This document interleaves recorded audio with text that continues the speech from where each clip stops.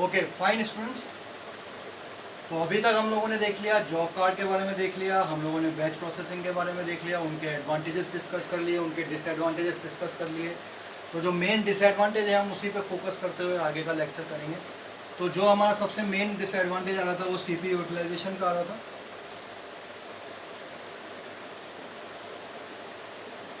जो कि दोनों ही केस के अंदर बहुत कम था। तो अब हम इस टेक्निक के अंदर इस सीपीयू यूटिलाइजेशन वाला जो ड्रॉबैक है इसको काफ़ी हद तक कम करेंगे। देखते हैं क्या चीज़ है। So here comes the new concept which is known as spooling.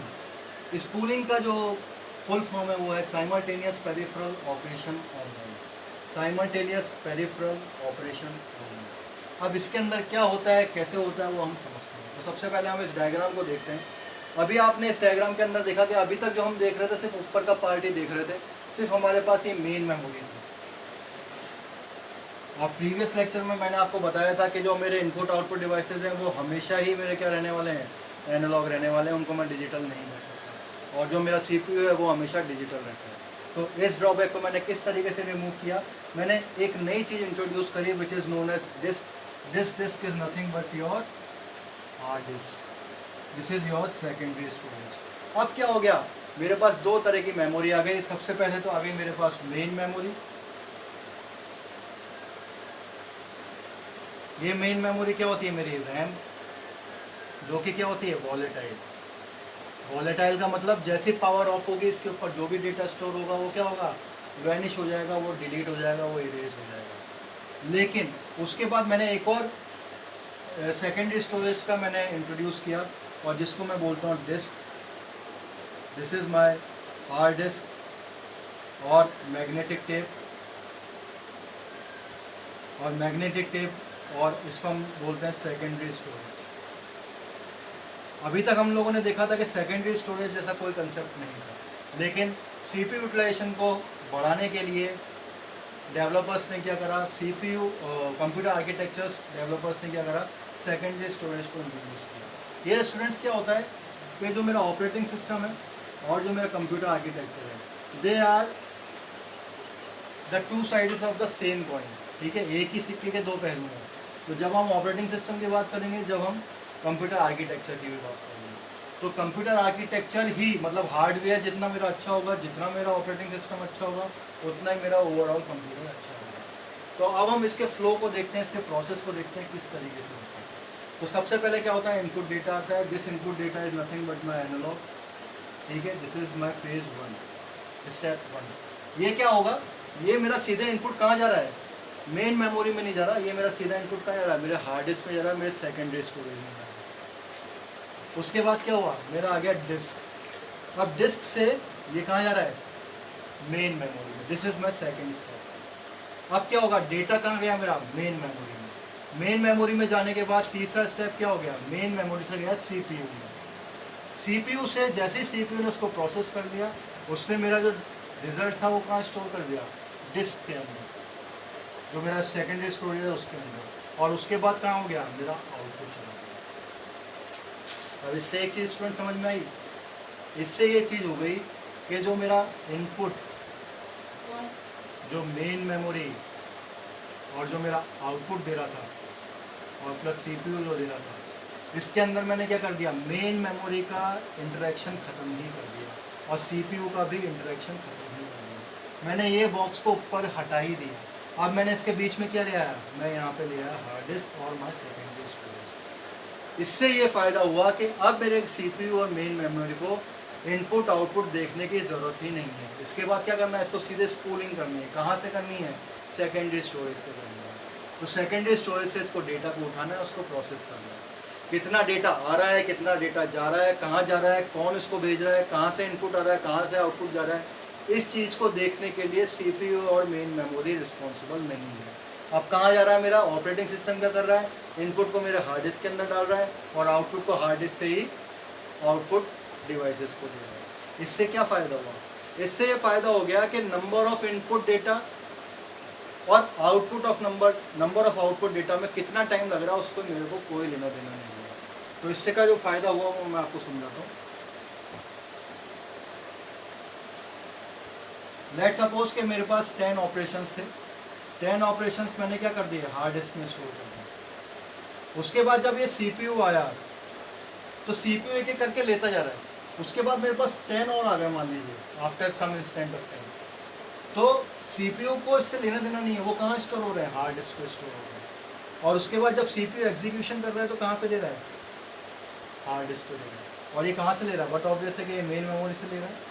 तो यहाँ पे जो ये वाला पार्ट है, ये इनपुट, और यहाँ से फिर ये वाला जो पार्ट है आउटपुट, इन दोनों पार्ट से CPU और मेन मेमोरी को कोई लेना देना नहीं है। समझ में आया? इसका मैं एक बहुत ही अच्छा लाइव एग्जांपल बताता हूँ। लाइव एग्जांपल ये है कि लेट सपोज के मेरे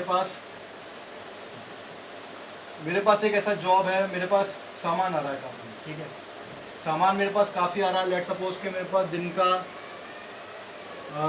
सॉरी मैं सामान नहीं कहा, मेरे पास ट्रक में सामान आता है।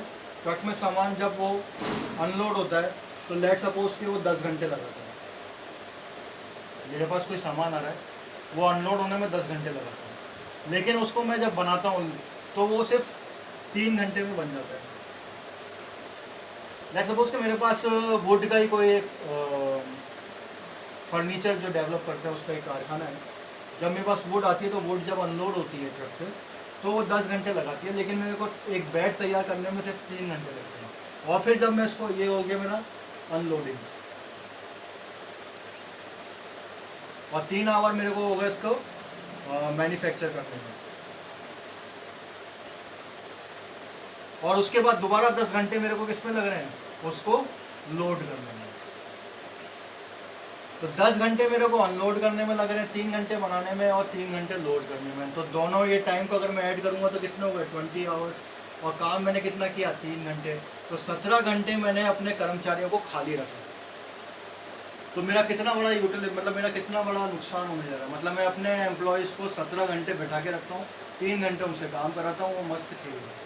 तो इस चीज़ को रिमूव करने के लिए मैंने क्या कर दिया, मैंने इसके अंदर एक सेकेंडरी स्टोरेज दे दिया, और वो सेकेंडरी स्टोरेज क्या हो गया, मेरा वेयर हाउस।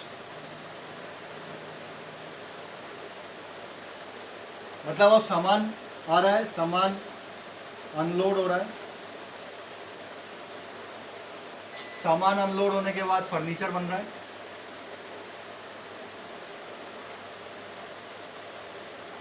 और वो फिर उसके बाद कहाँ चला जा रहा है, वेयर हाउस के पास। तो यहाँ पे क्या होगा, सामान लोड होता चला जाएगा, सिर्फ मेरे को क्या करना है, वेयर हाउस से सामान को ले जाना और काम करना। इससे क्या हो गया, मेरा जो CPU यूटिलाइजेशन है, मतलब कि जो मेरा एम्प्लॉयज़ का यूटिलाइजेशन है वो बढ़ गया। अब जहाँ वो 3 घंटे काम कर रहे थे वो वहाँ पे 10 घंटे काम करेंगे, 15 घंटे काम करेंगे। इसी वजह से वेयर हाउस रखा जाता है। वेयर हाउस इज़ नथिंग, वो स्टोरेज के लिए काम में आता है। तो जहाँ पे सामान लोड और अनलोड होने में टाइम लगता है वो वेयर हाउस काम में आता है। लेकिन हम एक ऑपरेटिंग सिस्टम प्रोस्पेक्ट में बात करेंगे तो secondary storage is that thing. इस सेकेंडरी स्टोरेज के साथ हमें क्या होता है कि ये फ़ायदा मिल गया कि अब जो CPU और मेन मेमोरी का जो इंटरवेंशन था वो ख़त्म हो गया। इसकी वजह से मुझे बहुत फ़ायदा मिला। लेकिन यहाँ पे एक डिसएडवांटेज था। यहाँ इसमें अब हम फिर से एक बार एडवांटेज और डिसएडवांटेजेस की बात कर लेते हैं। हाँ भाई, एडवांटेज की अगर हम बात करें तो वेरी ऑफ कोर्स जो मेरा CPU यूटिलाइजेशन था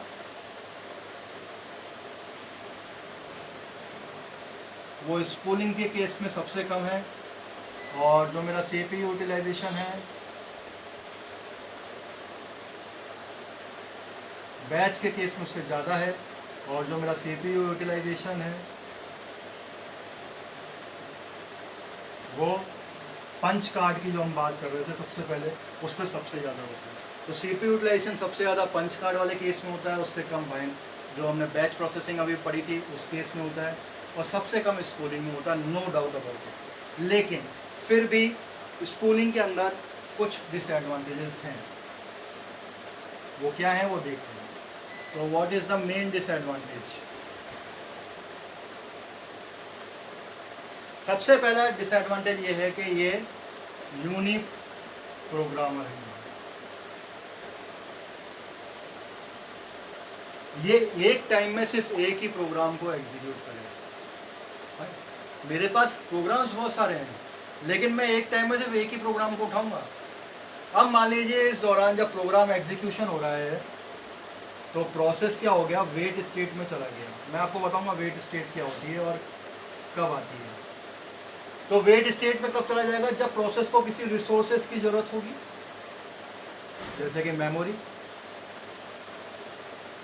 तो वो वेटिंग स्टेट में चला गया। अब इस केस के अंदर क्या हो गया, मेरा प्रोसेसर आइडल बैठ गया, वो बिल्कुल खाली बैठ गया, क्योंकि वो जब तक वेट करेगा जब तक कि मेरा प्रोसेस पूरा कंप्लीट होके ख़त्म नहीं हो जाए। तो प्रोसेस क्रिएशन से लेके प्रोसेस डिलीट जब तक नहीं हो जाए, प्रोसेस फिनिश नहीं हो जाए, जब तक वो वेट करेगा। इसका बिल्कुल सबसे अच्छा सा एग्जांपल यही है कि लेट सपोज मैं किसी को खाना खिला रहा हूँ, पार्टी चल रही है, पंगत चल रही है, हम लोग को खाना खिला रहे हैं, एक बंदा आया, एक बंदे को मैं खाना खिला रहा हूँ और जब तक मैं उसके पास ही बैठा हूँ जब तक कि वो पूरा खाना नहीं खा लेता। अब मान लीजिए उसको बीच में पानी की ज़रूरत पड़ी तो मैं उसके लिए पानी भी लेके आ रहा हूँ, लेकिन जो आगे मेरे और बंदे बैठे हैं, जो लोग बैठे हैं, मैं उनको खाना दे ही नहीं रहा हूँ। मैं सिर्फ उसी को लेके बैठा हूँ कि जब तक ये पूरा खा के उठ नहीं जाता मैं आगे वालों को खाना नहीं दूंगा, जबकि ऐसा होना नहीं चाहिए। उस केस में क्या होता है, पानी अगर मांग रहा है तो मैं किसी और को बोलूँगा भैया इसको पानी दो, मैं आगे खाना देने लगूँगा। लेकिन वही केस यहाँ पे है, प्रोसेसर जब तक चुपचाप बैठा रहेगा जब तक ये प्रोसेस पूरी तरीके से फिनिश नहीं हो जाता। अगर उसको वेटिंग स्टेट में चला गया, अगर वो किसी को मान लीजिए उसको किसी रिसोर्सेज की ज़रूरत हुई या कोई और किसी चीज़ की ज़रूरत हुई, इनपुट आउटपुट डिवाइसेस की ज़रूरत हुई, तो CPU will sit idle for some time. तो उससे क्या हो गया, मेरा CPU यूटिलाइजेशन फिर से कम हो गया। उस समय कॉन्टेक्स्ट स्विचिंग का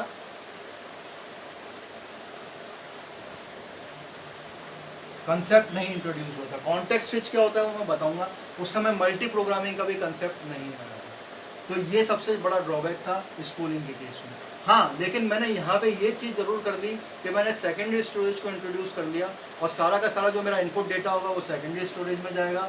उसके बाद मेमोरी, मेन मेमोरी उसको फैच करके CPU को प्रोसेस करने के लिए देगी और उसके बाद जैसे ही वो एग्जीक्यूट हो जाएगा तो दोबारा वो सेकेंडरी स्टोरेज में स्टोर हो जाएगा और ऑपरेटिंग सिस्टम उसको आउटपुट में दे देगा। इसकी वजह से मेरा CPU यूटिलाइजेशन बहुत ही रिमार्केबल अचीवमेंट पे पहुंचा, बहुत ही अच्छा हुआ। लेकिन वहीं पे फिर मेरे पास एक ड्रॉबैक आ गया और वो ड्रॉबैक ये आया कि सिर्फ ये एक ही प्रोग्राम के लिए था। अगर मान लीजिए मेरा एक प्रोसेस उस समय एग्जीक्यूट हो रहा है, उसको किसी चीज़ की ज़रूरत पड़ेगी तो मेरा जो प्रोसेसर होगा it has to be sit idle जब तक के until that process will not finish.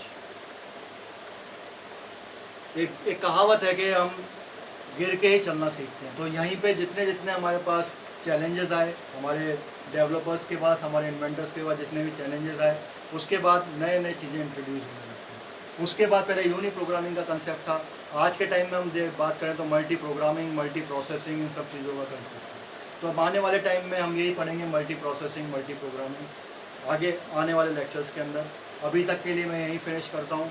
आपको कोई भी चीज़ अगर नहीं समझ में आई, मैंने आप लोगों को गूगल क्लासरूम के थ्रू कनेक्ट कर दिया है, आप सब लोगों को इन्विटेशन भेज दिया है। If you have any kind of doubt, if you have any kind of query, you can write it on the comment box. मेरे यूट्यूब चैनल के ऊपर कमेंट बॉक्स में आप अपनी क्वेरीज डाल सकते हैं, जो भी आपको प्रॉब्लम हो वो आप डाल सकते हैं। इससे रिगार्डिंग जो भी असाइनमेंट होगा वो मैं आपको देता रहूँगा। अभी इस वीक के हमारे लेक्चर्स सारे हो चुके हैं, हम लोगों ने 3 लेक्चर्स ले लिए हैं। इसमें मैं आपको एक असाइनमेंट दे देता हूँ। विंडोज़ किसने डेवलप करी है, विंडोज़ ऑपरेटिंग सिस्टम किसने डेवलप किया है, ये सब जानते हैं। और मुझे बताएंगे कि लिनक्स को किसने डेवलप किया, सबसे पहले लिनक्स के कर्नल को किसने डेवलप किया है, विंडोज़ का सबसे पहला वर्जन कौन सा था और लाइनक्स का सबसे पहला वर्जन कौन सा था।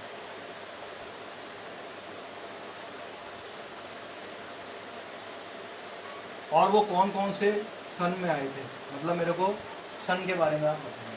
तो ये आपका असाइनमेंट है, आपको बताना है कि विंडोज़ सबसे पहला वर्जन कौन सा था, लाइनक्स का सबसे पहला वर्जन कौन सा था, लाइनक्स के कर्नल को किसने डेवलप किया। ये दोनों जो असाइनमेंट है ये आप मेरे को गूगल क्लासरूम पे मैसेज कर दें या फिर अपने कमेंट बॉक्स में, जो मेरा चैनल है उसके कमेंट बॉक्स में आप इसका आंसर दें। Thank you.